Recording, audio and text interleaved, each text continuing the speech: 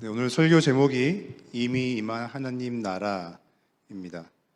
제가 하나님 나라에 대한 말씀을 나눌 때마다 자주 하는 예화가 있습니다. 얼마 전에 진 목사님께서도 비슷한 예를 드셨었는데 더 나은 예화가 별로 없는 것 같아서 한 번 더 우려먹겠습니다.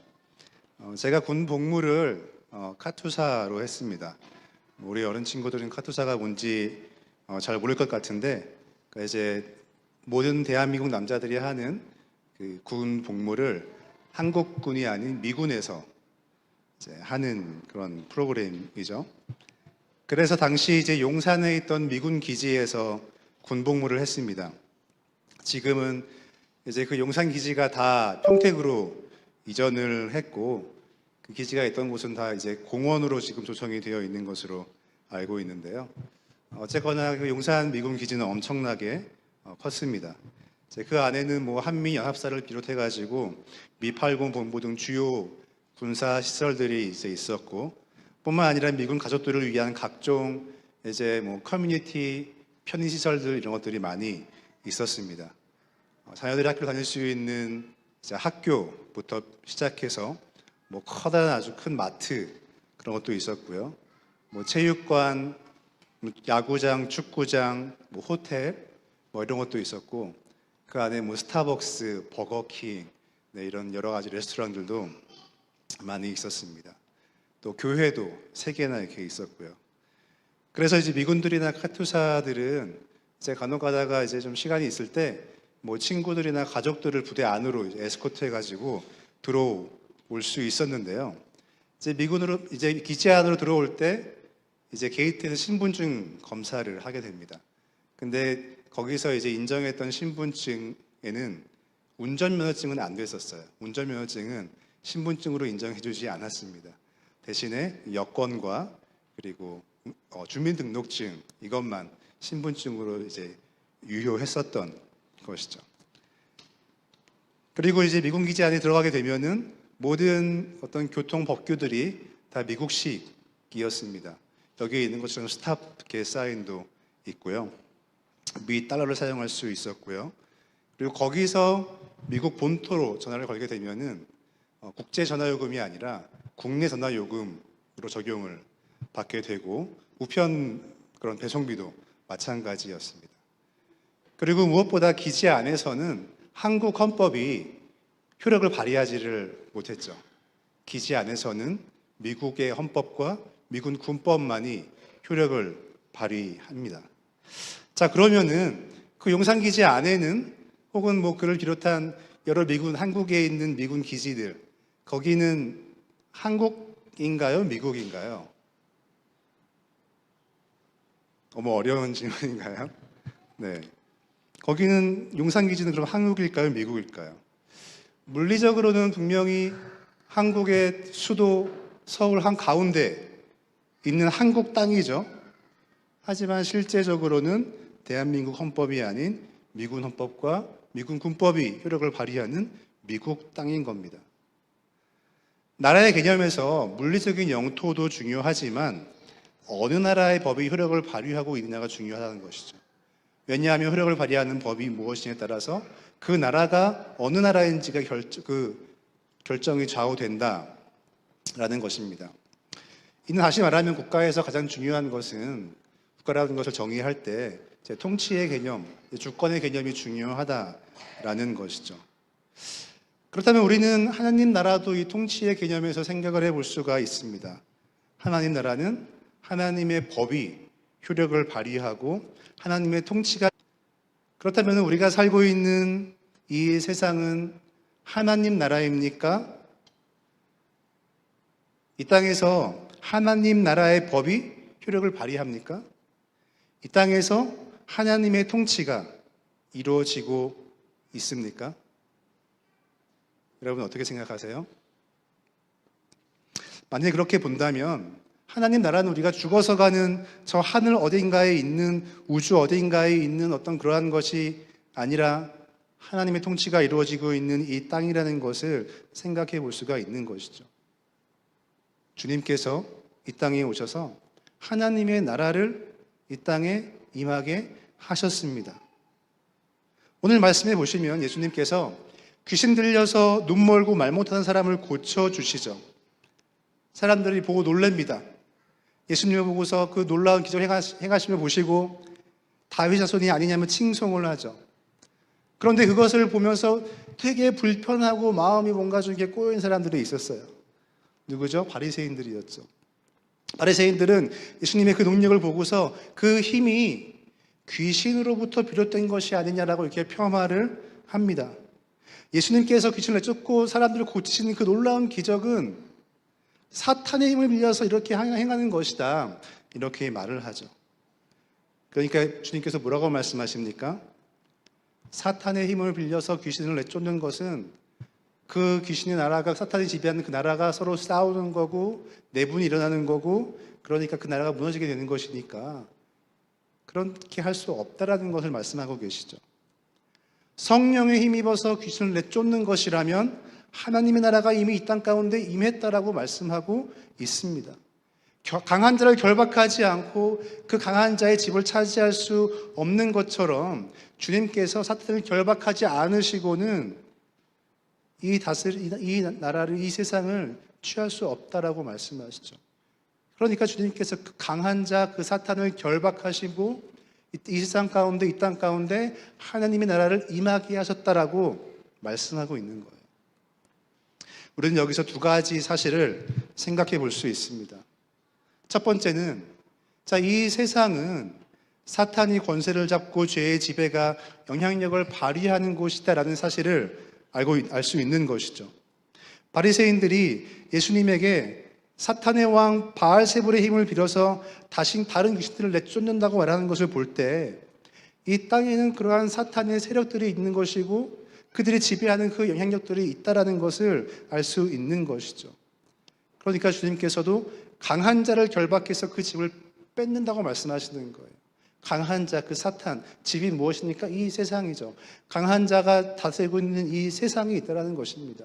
그런데 주님께서 그 강한 자를 결박하셔가지고 이 세상에 대한 그 통치권을 빼앗으신다, 찬탈하신다라고 말씀하시는 것이죠. 그래서 바울도 이렇게 말합니다. 우리 에베소서 2장 말씀과 고린도전서 2장 말씀을 한번 같이 읽어보도록 하겠습니다. 에베소서 2장 2절 말씀입니다. 함께 읽겠습니다. 시작.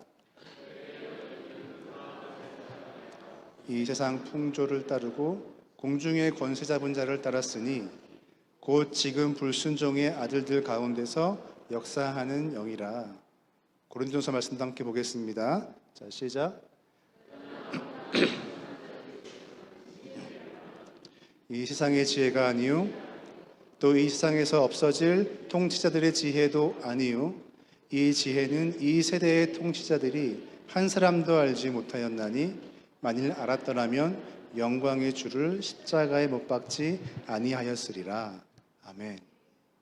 여기서도 바울이 분명하게 말하고 있죠. 이 세대 가운데 공중의 권세 잡은 자들이 있다. 이 세대의 통치자들, 그런 사람들이 있다. 그러니까 사단의 하수인으로서 이 세상 가운데에서 그 악한 영향력들을 발휘한 자들이 있다는 것을 말하고 있는 것입니다. 또 두 번째로 알 수 있는 사실은, 그런데 주님께서 이 땅에 오심으로 사탄의 뿔을 꺾으시고 이 땅에서 하나님의 나라가 임하게 하셨다라는 것이죠. 하늘에 있는 그 하나님의 온전한 통치를 이 땅 가운데로 갖고 오셨다는 것입니다. 완전하신 하나님의 통치가 이 땅에서 이루어지기 위해 주님께서 이 땅에 오셨다라는 것이죠. 이 마태복음의 핵심 메시지 중에 하나가 바로 하나님 나라인데요. 예수님께서 공생의 사역을 시작하시면서 제일 처음 선포하신 메시지가 바로 이 하나님 나라의 복음이죠. 회개하라, 천국이 가까이 왔다라는 것이었습니다. 주님께서 이 땅 가운데 오심으로 하나님 나라가 이 땅 가운데 임하게 되었음을 공포하신 것입니다. 그리고 우리가 본문 말씀에서 확인한 것처럼 마태복음은 예수 그리스도를 통하여서 하나님의 나라가 이미 왔다고 선언하고 있습니다. 하나님의 나라는 이미 임했습니다. 하지만 아직 완성된 것은 아닙니다.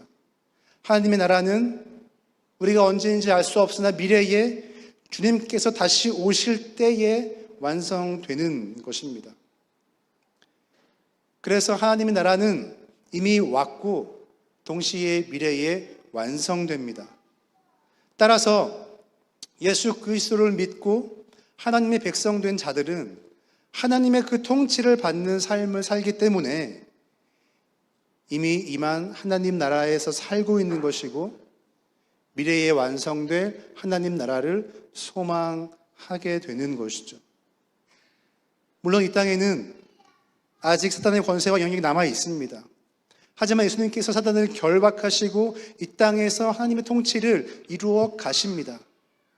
하나님의 통치가 완성될 때까지 우리는 선과 악이 공존하는 이 세상을 살아갈 수밖에 없는 것입니다.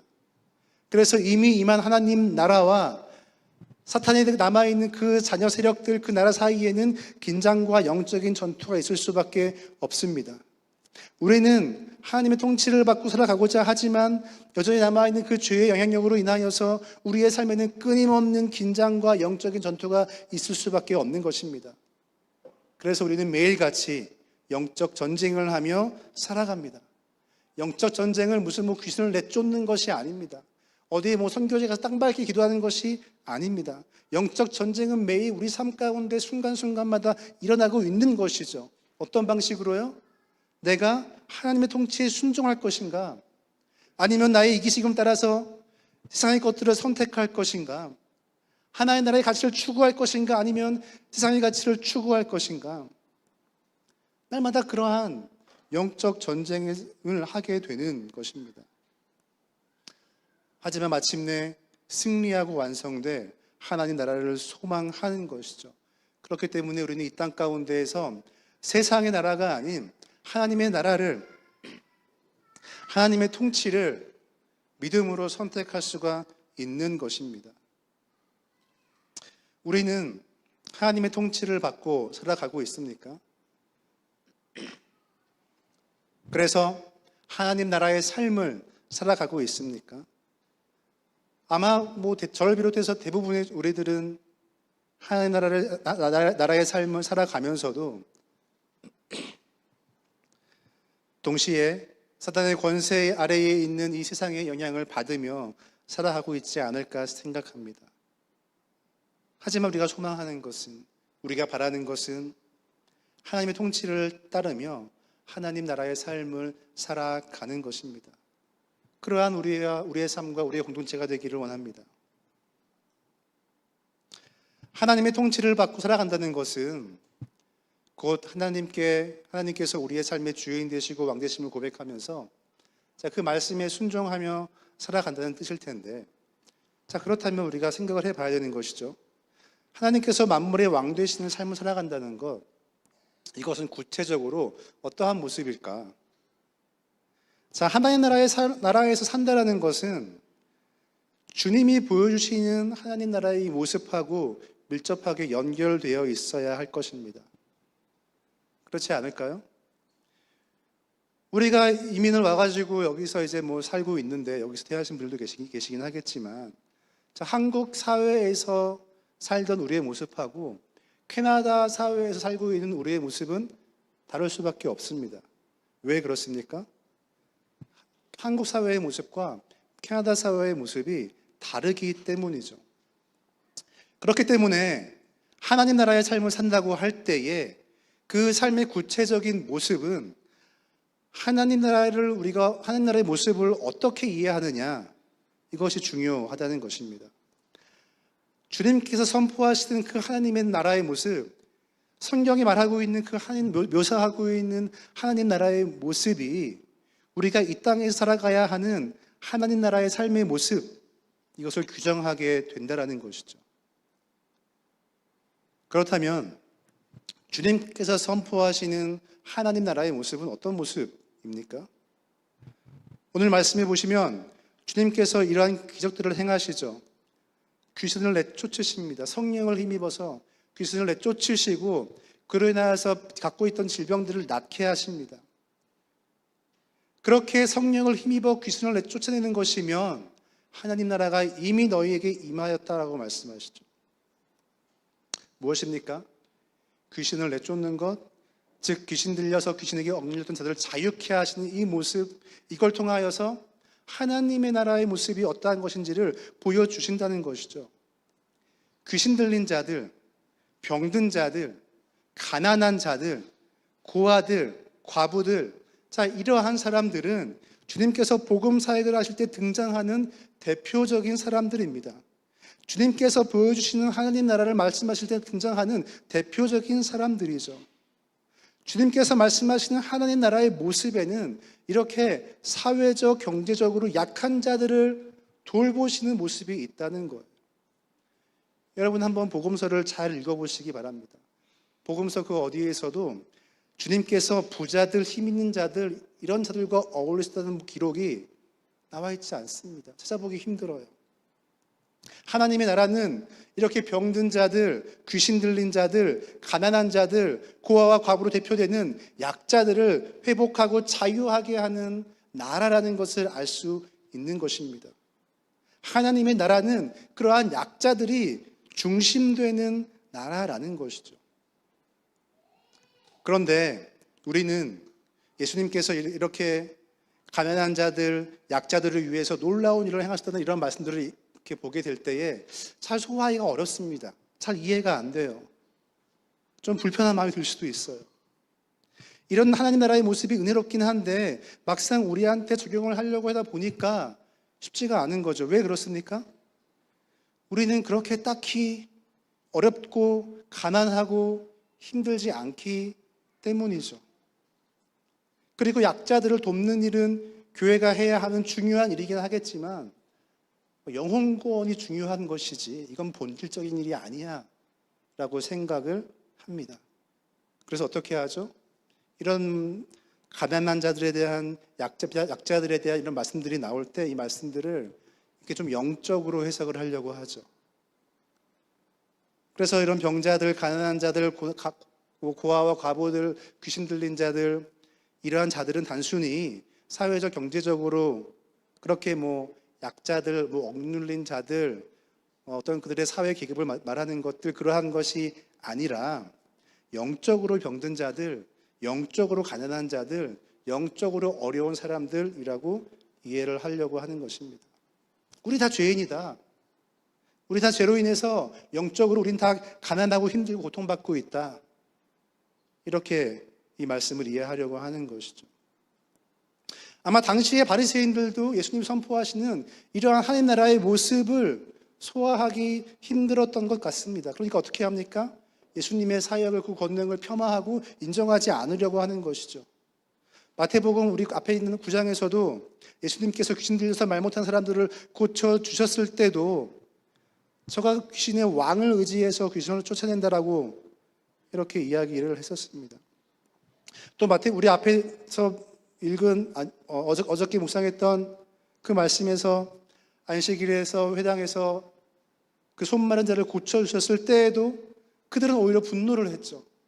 어떻게 예수님을 죽일까 의논을 했습니다. 바리새인들, 장로들, 제사장들, 서기관들과 같은 당시의 유대 지도자들은 자신들의 공동체 안에 있는 그 약자들을 바라보지 않았던 거예요. 돌보지 않았던 거예요.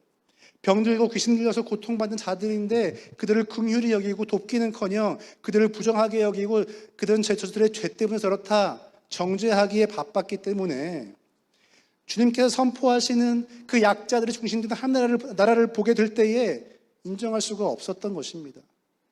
부정할 수밖에 없었던 것입니다. 왜냐하면 그러한 하나님 나라에는 자신들이 설 자리가 없었기 때문인 것이죠. 물론 하나님 나라의 복음은 모두를 위한 것은 분명합니다. 그렇기 때문에 우리가 이러한 말씀들을 조금 영적인 의미로 해석을 할 수도 있는 여지는 충분히 있겠죠. 하지만 주님이 선포하시는 이 하나님 나라의 모습은 분명하게 약자들이 중심된다는 것을 부정할 수는 없는 것이고 따라서 이에 대한 시선이 조금 더 강조될 필요가 있는 것입니다. 그렇지 못하면 가장 중요한 복음의 의미를 놓쳐버릴 수 있습니다. 그리고 또 한 가지 생각해 볼 수 있는 것은 가난한 자들, 병든 자들, 귀신 들린 자들, 이 약자들이 자유하게 되고 회복되는 하나님 나라에는 이 세상에서 흔히 볼 수 있는 그런 어떤 사회적인 피라미드 구조가 없다는 것이죠. 세상의 권력과 돈과 능력에 따라서 계층이 나누어지는, 서로 지배하고 지배받는 이러한 피라미드 구조가 없다는 것입니다. 자, 그렇다면 하나님 나라에서 사는 사람은 이 세상의 피라미드 체제에 순응을 하면 될까요? 안 될까요? 하나님 나라의 삶을 산다는 것은 그러한 세상의 부조리에 대항하고 그 지배 구조 가운데 억눌린 자들을 자유케 하는 삶을 산다는 의미가 될 것입니다. 왜냐하면 그것이 하나님 나라의 모습이기 때문이에요. 이스라엘의 왕들 중에서 가장 이상적인 왕, 그래서 예수 그리스도의 예표가 되는 그러한 왕이 있습니다. 하나님의 통치를 가장 온전하게 이루었다고 평가받는 그 왕이 있죠. 누굽니까? 누구죠? 혹시 우리 유초등부 친구들 아는 친구도 있을까요? 이스라엘에서 가장 유명한 왕. 얘들아 잘 듣고 있니? 그래요. 큰 기대하진 않습니다만, 네. 물론 기대는 합니다만은, 이걸 다 이렇게 이해할 거라 기대하지 않는단 말이에요. 네.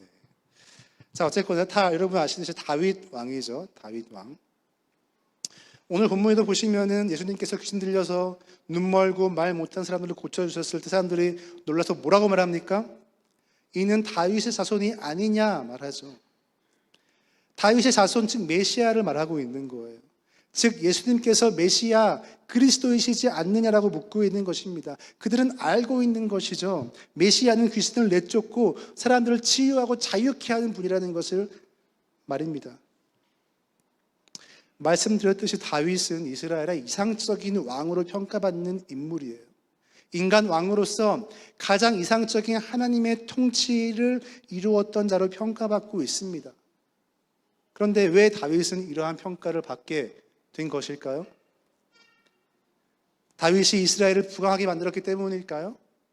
많은 전쟁을 통해서 하나님이 약속하신 가나안 땅을 막 다 차지했기 때문일까요? 하나님께 온전한 마음으로 순종하고 하나님을 위한 성전을 준비했던 인물이기 때문일까요? 하나님께서 그와 다윗의 언약을 하고 이라고 일컬어지는 그 놀라운 언약을 맺은 그러한 자이기 때문일까요? 그러한 부분도 있긴 하겠지만, 그런데 저는 다윗의 일생을 볼 때에 온전한 하나님의 통치를 실현했던 때는 따로 있다고 생각을 합니다. 그것은 그가 이스라엘의 왕위에 올라서 통일 이스라엘을 이루고 왕권을 온전하게 확립했을 때가 아닙니다.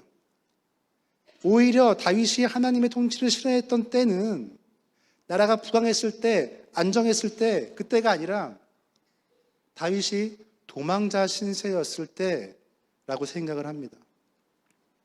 다윗은 사울이 아직 왕이었을 때 사울의 위협을 피해서 10여 년간 이것저것을 떠돌면서 도망자 생활을 했었죠.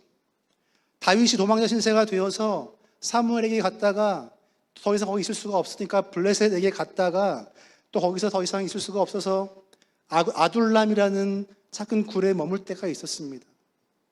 그런데 그때 사람들이 다윗이 아둘람 굴에 있다는 그 소식을 듣고서 그에게 모이기 시작하죠. 그러면서 그는 아둘람 공동체를 이루었는데, 그때 그 모였던 자들이 어떠한 자들이었습니까? 사무엘상 22장 1절과 2절 말씀을 한번 우리 같이 읽어보도록 하겠습니다. 함께 읽겠습니다. 시작.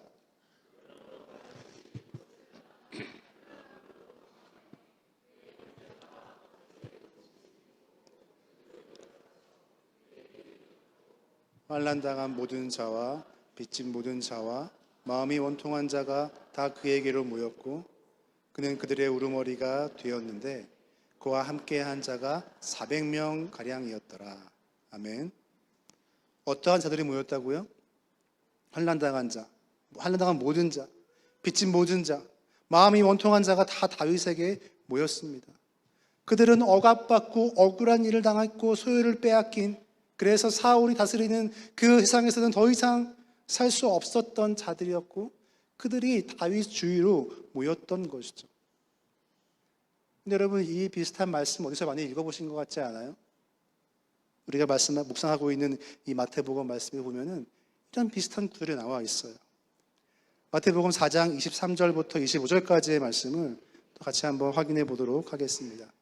같이 읽겠습니다. 시작.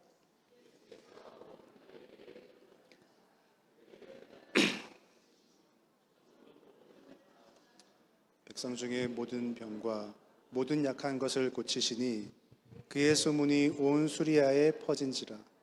사람들이 모든 앓는 자, 곧 각종 병에 걸려서 고통당하는 자, 귀신 들린 자, 간질하는 자, 중풍병자들을 데려오니 그들을 고치시더라. 갈릴리와 데가볼리와 예루살렘과 유대와 요단강 건너편에서 수많은 무리가 따르니라. 아멘. 예수님께서 하나님 나라를 선포하셨을 때 예수님 주위로 약자들이 모였다는 것입니다. 병과 가난과 귀신 들림 등으로 정죄당하고 배척당해서 유대 사회에서는 도무지 살 수 없었던 자들이 예수님 주위로 모였던 것이죠. 주님께서 약자들과 함께 하시면서 하나님 나라를 선포하셨던 것처럼 다윗은 그렇게 아둘람 공동체 가운데 환난당한 모든 자들을 거두어 주었고 공동체를 이루었던 것입니다. 그렇게 하나님의 통치를 실현시켜 나갔던 것이죠. 뿐만 아니라 다윗의 이 아둘람 공동체는 모든 것을 나누는 공동체였습니다. 이 아둘람 공동체와 다윗은 시글락에 있을 때 아멜렉과 전투를 한 적이 있었는데 하나님의 도우심으로 전쟁에서 크게 승리했고 막대한 전리품을 챙길 수 있었습니다. 그런데 이 전쟁에, 이 전투에 참여하지 못했고 혹은 참여하지 않았고 후방에 남아 있었던 병사들이 3분의 1 정도 있었어요. 자, 그러니까 전쟁에 참여한 자가 있었고 참여하지 못한 자가 있었던 것이죠. 그리고 전쟁에서 승리하고 큰 전리품을 얻어서 돌아오게 되었다라는 것입니다. 여러분 어떨까요? 여러분 같으면 어떻게 했습니까? 그 전리품을 어떻게 나누시겠어요? 도망자 신세니까 모든 게 부족했겠죠. 먹을 것도 없고 뭐 입을 것도 별로 없을 것이고 전리품은 있는데 나도 내 가족들 좀 챙겨야겠고 그러니까 어떻게 해서든지 내 공을 세워서 내 공을 드러내서 내 능력으로 내가 이만큼 했다라고 이야기하면서 자, 한 만큼 나누자 이렇게 이야기하지 않겠습니까? 그렇게 하는 게 공정이라고 생각을 우리는 할 것입니다. 전투에 참여하지 않았던 사람들은 당연히 전리품, 콩고물도 없는 건 당연한 거고요.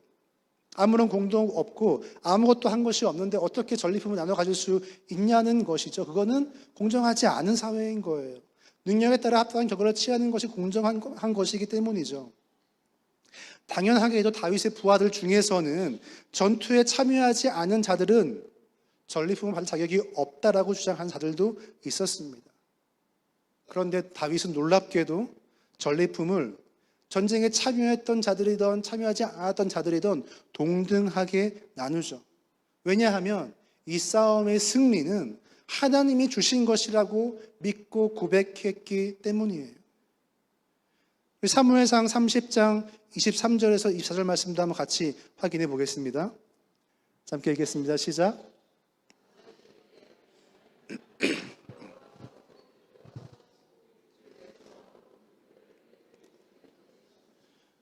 내가 우리에게 주신 것을 너희가 이같이 못하리라. 이 일에 누가 너희에게 듣겠느냐? 전장에 내려갔던 자의 분깃이냐? 소물 곁에 머물렀던 자의 분깃이 동일할지니 같이 분배할 것이니라 하고. 아멘. 하나님께서 우리를 보호하시고 우리를 치러온 그 군대를 우리 손에 넘기셔서 우리가 승리한 것이다. 이 모든 것은 다 하나님이 행하신 일이다. 하나님이 하셨습니다 라고 고백하고 있는 거죠. 그러니까 그로 인해 얻게 된 것들은 동일하게 나누는 것이 맞다. 이게 하나님의 통치다 라고 말하고 있는 거예요. 우리가 이 모든 것을 하나님이 하셨다라고 고백한다면 사실 거기에는 능력주의가 설 자리가 없는 것이죠. 우리의 삶의 모든 것이 하나님의 은혜라고 고백한다면 우리는 마땅히 우리에게 있는 것들을 나누어야 하는 것입니다. 우리가 아무리 입으로는 다 하나님이 하셨습니다, 다 하나님이 하셨습니다, 하나님의 은혜입니다라고 하면서 그로 인해 얻게 된 것들을 그 나눔에 인색하다면 그것은 오롯이 내 능력으로, 내 힘으로 내가 성취한 것이다라고 밖에 고백하는 것이 안 되는 것이죠.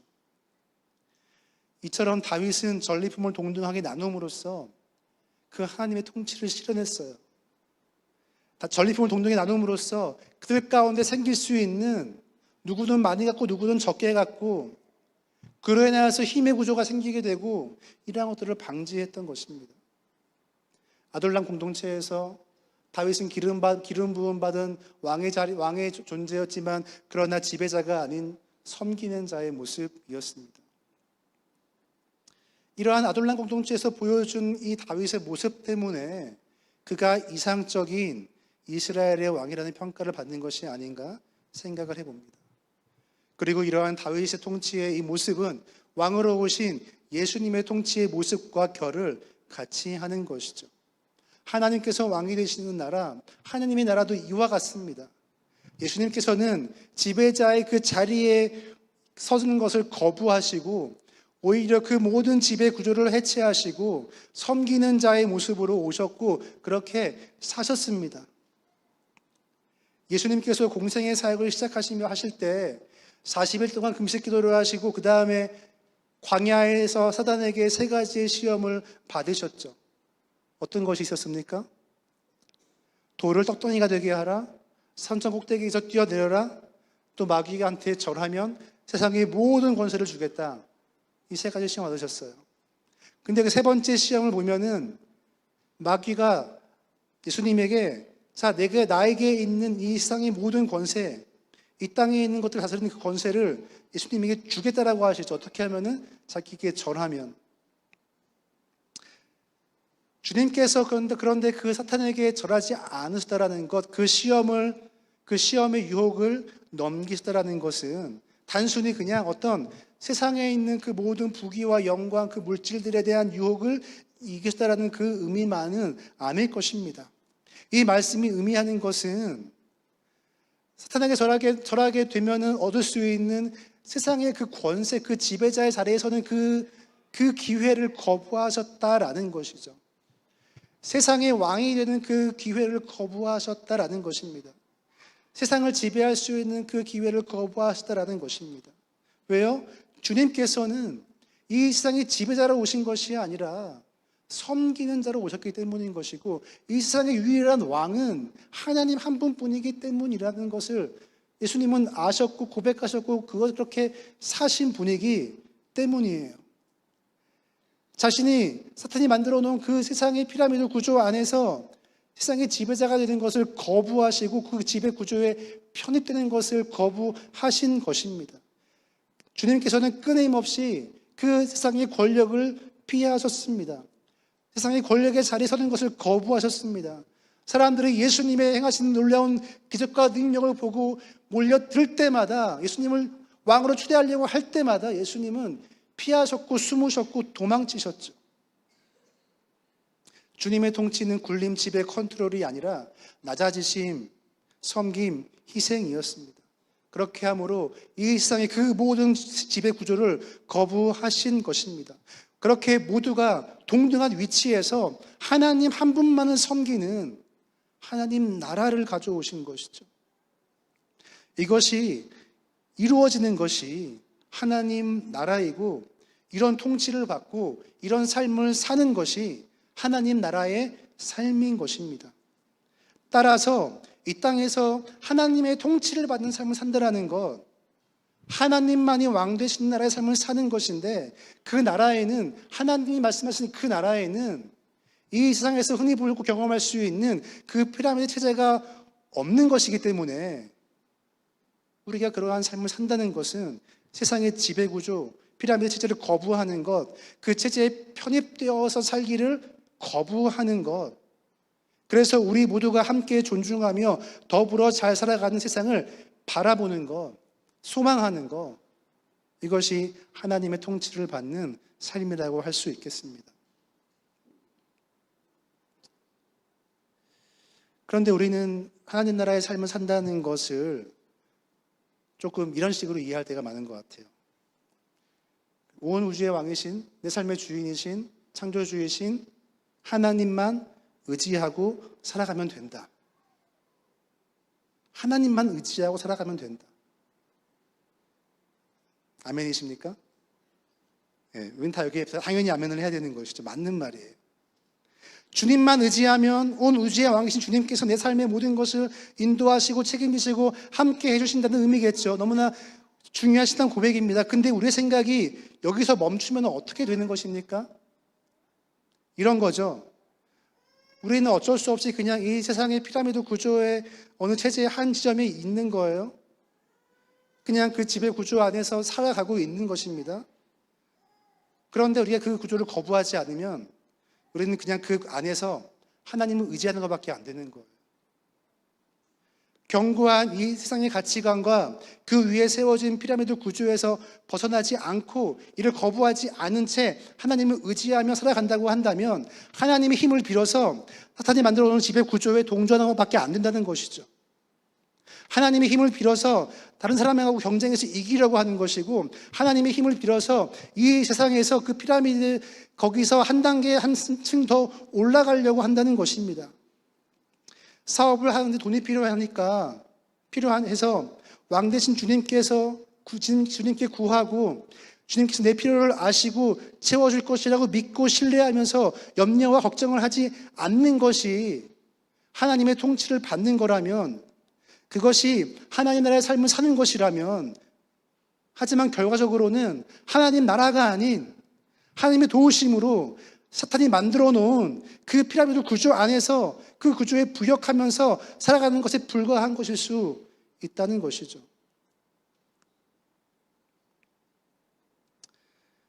뭐 아시는 분은 아시겠지만 제가 이제 카페를 창업하려고 막 준비를 하고 있습니다. 설교 시간에 지극히 개인적인 말씀을 드려 죄송합니다만, 저도 여러분과 같이 세상 속에서 하나님 나라의 삶을 살기 위해 고민하고 있는 부분을 나누고 싶어서 말씀을 드립니다. 제가 여러 가지 하나님 주시는 마음과 또 비전들을 따라서 지금 이 일을 준비하고 있는데요. 일단 카페 일을 배워보아야겠다는 생각에 이제 카페에서 일을 시작을 했고 벌써 1년 반 정도가 되어 가고 있고, 이제 조금씩 실제적인 준비들을 하고 있습니다. 그래가지고 제가 요새 돈 생각을 엄청나게 많이 하고 있습니다. 막 말씀 보고 이런 것보다 막 창업 유튜브 보고 있고요. 막 이렇게. 그러고 있어요.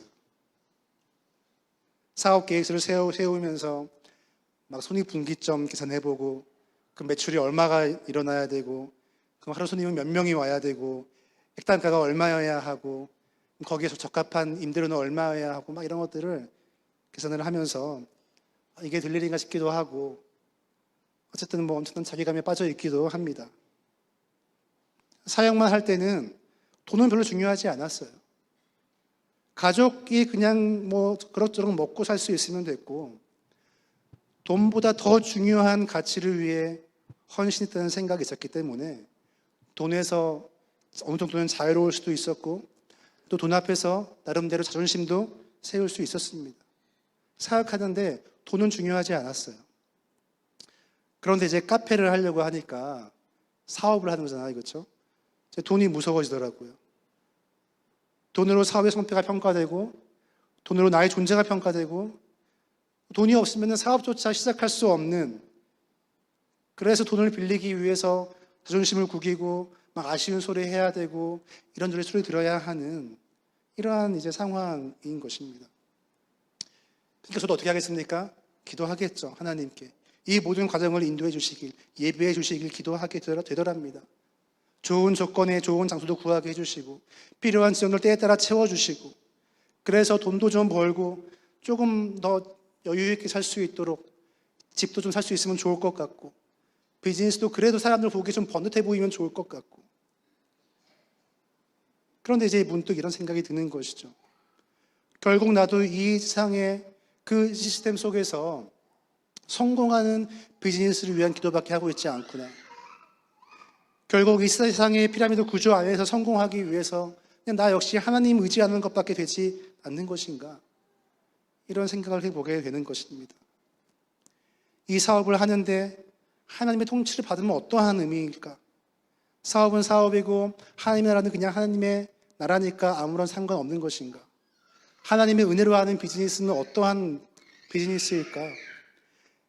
돈이 가장 중요한 이 자본주의 이 세상 속에서, 그 시스템 속에서 그들이 말하는 성공의 문법을 따라서 기업과 개인의 이윤을 추구하는 것이 하나님이 원하시는 비즈니스의 모습일까? 아니면 이 세상의 구조 속에서 그 구조와 그 문법을 따르지 않고 할 수 있는 것일까? 이런 고민을 하면서 기도하고 지혜를 구하는 조금씩 그림을 그려가고 있습니다. 제가 아무것도 모르는 총자니까 너무 낭만적으로 생각하는 것일 수도 있겠습니다만, 근데 예수님을 통하여서 이 땅 가운데 임한 그 놀라운 하나님의 나라에는